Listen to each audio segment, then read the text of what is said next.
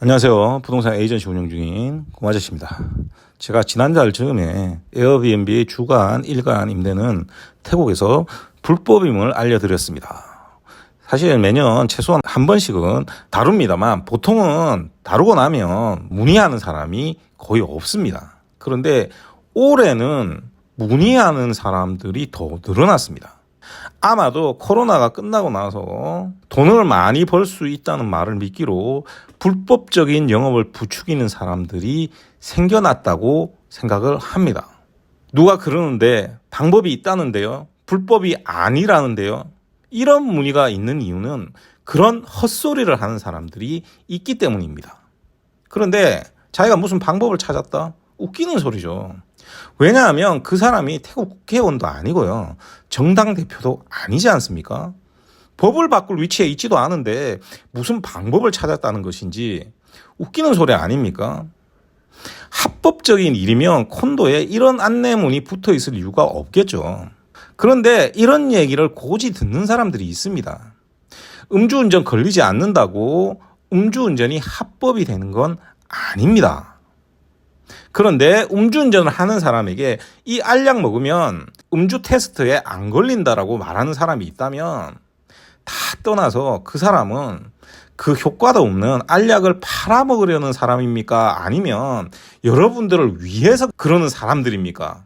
자, 오늘은 그래서 더 이상 이런 문의가 없도록 에어비앤비에 대해 전부 정리해 드리도록 하겠습니다. 자, 요거는 2018년도 기사입니다. 여기 보시면 쿱다오에서 콘도의 주민들이 에어비앤비를 하고 있는 사람에게 집단 소송을 겁니다. 그래서 소송을 건 사람들이 승소를 하고요. 에어비앤비를 했던 사람들이 패소를 하게 됩니다. 이게 후아인 법정에서 있었고요. 이것이 이제 이 에어비앤비가 주간, 일간 임대가 불법이 되는 판례가 됩니다. 자, 그러면 이 판례가 바뀔 수 있냐? 바뀔 수가 없습니다. 왜 그러냐면 이 판례는 이게 이제 변호사 사이트에서 찾아놓은 겁니다. 이게 지금 보면 2024년 7월 7일자죠. 내용이 뭐냐 하면 호텔법에 의해서 주간, 일간은 불법이다. 그리고 월간으로 하면 불법이 아니다. 이 내용이 나와 있습니다. 처벌 규정 같은 것도 이렇게 나와 있습니다. 즉 호텔법에 의해서 이 판례가 나왔기 때문에 어떤 얘기를 해도 불법이 됩니다. 그리고 또 다른 법에도 저촉될 수 있습니다. 첫 번째는 콘도미니엄법, 그리고 콘도미니엄법 안에 있는 외국인 투자법에도 또 문제 삼으면 당연히 저촉이 될 수 있고요. 이런 게 걸리게 되거나 소송이 걸리게 되면 모든 게 드러나지 않습니까? 그러면 지금 원래는 세금을 내야 되는데 세금을 다 안 내고 있는 거지 않습니까? 그럼 이런 거 걸려버리면 세금 문제도 생길 수가 있습니다. 그런데 더 큰 문제는 뭐냐? 콘도에 규정을 명확하게 해서 콘도 규정을 가지고 관리사무소가 대리해서 소송을 걸 수 있습니다. 자, 그러면 여러분들 변호사 사서 뭐 하고 해야 됩니다.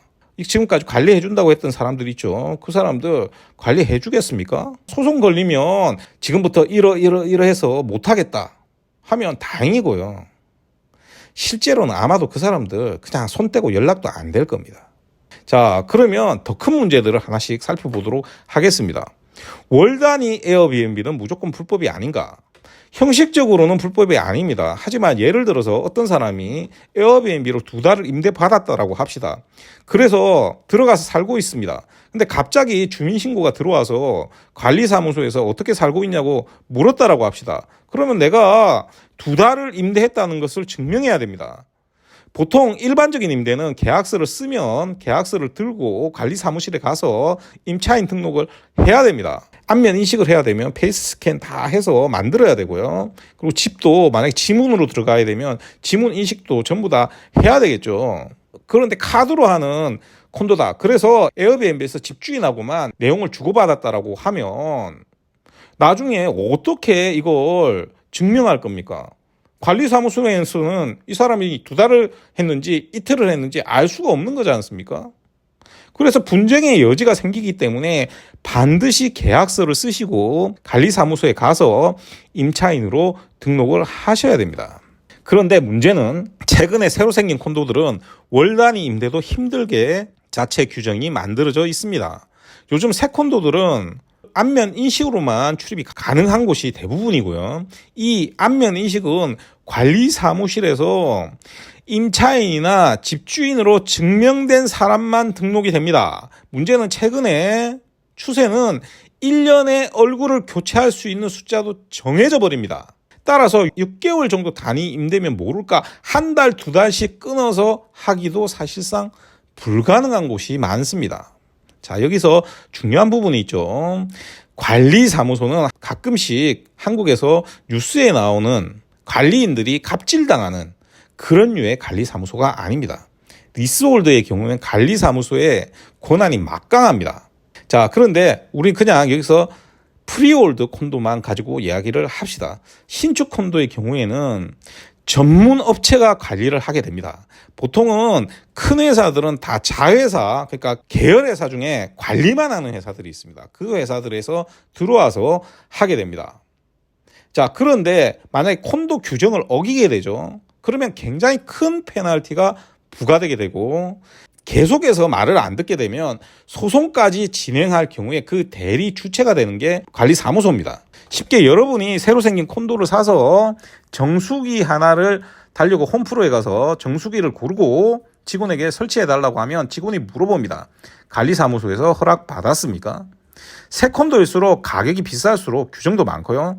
관리사무실의 권한도 강합니다. 개를 키울 수 없는 콘도에서 개를 키우면 당연히 벌금이 부과되고, 배째라 하다 보면 수도 끊기고 퍼실리티 출입 제한되고 불이익 주다가 결국은 소송까지 가게 되는 경우가 생깁니다. 물론 그 전에 나가게 됩니다. 건물이 금연 건물이면 당연히 내 집에서도 담배 피울 수가 없습니다. 담배 냄새 복도로 새어나가면 당연히 벌금 물게 되고요. 공동생활을 위해 정해놓은 규칙 어기게 되면 주의, 경고, 페널티 부과됩니다. 그런 권능이 나오는 이유가 뭐냐? 프리홀드의 경우에는 1년에 한 번씩 주민회의를 통해서 이런 규정들을 주민들을 스스로 만듭니다. 이 주민회의가 에어비앤비를 더 못하게 만드는 요소가 됩니다. 자, 만약 지금 카드를 사용해서 출입하는 콘도가 있다라고 합시다. 그러면 1년 후에는 달라질 수가 있습니다. 먼저 제가 팔았던 콘도 중에 첫 1년간 에어비앤비가 굉장히 심했던 콘도가 있습니다. 카드를 사용했기 때문이죠. 2계층을 2명이 중국인과 1명의 한국인이 에어비앤비를 돌렸고요. 제가 왜 잘하느냐? 일주일에 한 번씩 가서 소장 만나서 싸우고요. 심지어 제가 몰래 그 방 빌리는 척해서 적발하고 경찰까지 부른 적이 있습니다. 그리고 직원 중 하나가 그 업자들에게 돈 받고 뒤봐주고 있다가 제가 적발한 적도 있고요. 결국 다음에 주민회의에서 만장일치로 카드 없애버렸습니다. 그리고 1년에 얼굴 교체할 수 있는 제한을 뒀습니다. 그랬더니 에어비앤비가 순식간에 사라져 버렸습니다. 여러분이 어떤 사람들 말만 믿고 이런 일을 했다가 1년 후에 이렇게 돼버리면 그 후에는 어떻게 될지 생각을 해보십시오. 그리고 에어비앤비는 집값 하락의 요인이 됩니다. 태국 사람들은 프라이버시를 침해하는 것을 싫어하고요. 보안을 굉장히 중요시합니다. 그래서 아이콘 시암이나 마하나콘 빌딩 같은 상징적인 복합 건물을 빼고 나면요, 한국과 같은 주상복합 콘도라는 것은 있어도 인기가 없습니다. 이것은 사무실과 상가가 복합된 건물이 오히려 인기가 많은 거하고는 굉장히 차이가 나는 겁니다. 즉 사무실과 주택이 다르다는 거죠. 그런데 에어비앤비 자체는 민폐가 됩니다. 수영장에서 담배 피고요, 밤새 술 먹고 떠들고요, 자기 집이 아니라는 생각이기 때문에 공유시설 함부로 쓰게 됩니다. 그러면 건물 노화도 빨라지게 되니까 관리비 부담도 갈수록 높아지게 되겠죠. 더구나 이런 관광객들이 많아지면 콘도의 입주민들에게는 당연히 민폐가 됩니다. 여러분들 생각하면 누가 이 집에 들어오겠습니까? 누가 이 집 사겠습니까? 당연히 자산 가치가 하락되는 요인이 돼서 가치가 폭락하게 됩니다. 그래서 새 콘도에는 바로 다음에 주민회의 기간에 카드 사용 금지 같은 조치가 취해지게 되는 겁니다. 그리고 여러분들 아셔야 되는 게 에어비앤비가 가능한 콘도는 가치가 없습니다. 앞에서 설명드린 대로 새 콘도가 에어비앤비를 방치하게 되면 콘도 가치가 폭망하게 되니까 리스크를 높이게 되는 것이고요. 만약에 연식이 좀 있어서 규제가 느슨한 콘도라면 제 컨텐츠 오래 들으신 분들은 아실 겁니다. 그 콘도 자체가 가치가 계속 하락하고 있는데 그 하락을 급격하게 부추기는 요소가 된다는 거 아시고 계실 겁니다. 가끔 한국 아파트가 한 10년 되면 오래된 것 같지 않으니까 태국에서도 한 10년쯤 되면 괜찮다고 생각하시는 분들 계신데 그렇게 해서 5년만 가지고 있어도 15년입니다. 감가상각에다가 에어비앤비 넘쳐서 노후가 빠른 콘도라면 얼마나 큰 손해가 날지 한번 생각을 해 봐야 되는 겁니다. 달리 건설사 계열사인 관리회사가 있는 관리가 좋은 건설사의 콘도를 사는 게 아닙니다. 그리고 에어비앤비는 실질적인 이득도 없습니다. 먼저 여러분이 직접 하지 않고 어떤 사람이 대신 관리해 준다고 했다라고 합시다. 그럼 그거 공짜로 해줍니까? 고마저씨처럼 콘도 관리 공짜로 해주는 사람이 어디 있습니까? 그런데 여러분에게 리스크 많은 투자를 강요한 사람들이 공짜로 해줄 리가 없겠죠. 결국은 에어비앤비가 일반 연단위 렌탈에 비해 1단위 수익률이 높다라고 해도 거기서 수수료를 빼고 나면 나머지 리스크를 생각하면 딱히 높은 수익이 될 수가 없습니다. 여기에 에어비앤비를 하려면 사진 예쁘게 찍어야 되잖아요. 그러면 쓸데없는 인테리어를 더 하게 되는 겁니다. 그런데 제가 말씀을 드렸습니다. 일반 인테리어 업체 중에 자기에게 맡기면 15% 수수료 준다는 회사 널렸습니다. 쓸데없는 인테리어를 더 하게 되고 더 비싸게 인테리어를 하게 될 가능성이 높은 겁니다. 이게 나중에 판매할 때도 문제가 되지만 결정적으로 관광객이 들락날락 거리게 되면요. 자연적으로 만들어지는 유지 보수비가 엄청나게 나오게 됩니다. 예를 들어 당장 캐리어 끌고 마룻바닥 왔다 갔다 거리면 마루 빨리 나가게 됩니다. 여기에 술 먹고 담배라도 펴버리면 그냥 작살 나는 겁니다. 자, 여러분들이 여기까지만 들어도 콘도 사서 에어비앤비 하세요 하는 사람들이 여러분들에게 이익을 주려고 그러는 것이 아니라 자신의 이익을 위해서 여러분들을 불법의 세계로 초대한다는 것을 아셨을 겁니다. 그리고 제가 마지막으로 일반인들도 에어비앤비 사용을 자제하는 게 좋습니다. 제가 앞에 에어비앤비 방지를 위해 노력했던 이야기를 해드렸습니다. 왜 아무도 하지 않는 그런 일을 하냐 하면 고객들이 저를 믿고 투자를 한 분들이기 때문에 이러한 문제를 그냥 넘어갈 수가 없는 겁니다. 실제 주민회의에서 제가 일어나서 왜 에어비앤비를 하는 사람들을 퇴출시켜야 하는지 연설을 한 적도 있습니다. 그래서 박수 받고 만장일치로 카드 사용 금지와 안면인식 얼굴 교체 횟수 제한을 통과시킨 적도 있습니다. 그런데 여러분들 최근 파리 올림픽을 하죠. 파리 시민들이 관광객 오지 말라고 하는 거 봤을 겁니다. 바르셀로나에서는 관광객에게 오지 말라고 시위대가 물을 뿌리는 일도 있었습니다. 그리고 이런 시위들이 엄청나게 많습니다. 이런 일이 생기는 이유가 에어비앤비 때문입니다. 유럽의 도시들은 건물을 더 지을 수가 없기 때문에 100년 넘은 건물도 허다한데 도심 내에 집을 늘릴 수가 없지 않습니까?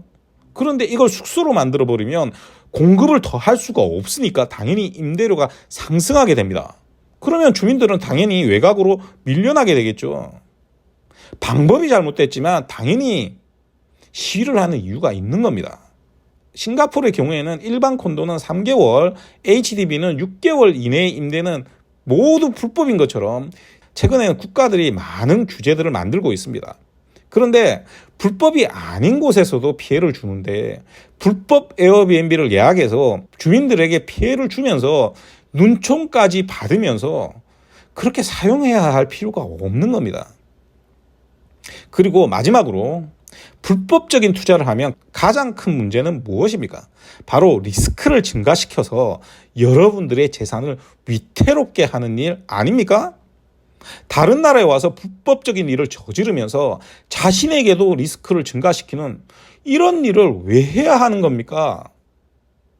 그리고 이런 불법을 부추기는 사람들은 왜 여러분들에게 이런 리스크를 감수하게 하는지 그 이유를 한번 생각해 보시길 부탁을 드리겠습니다.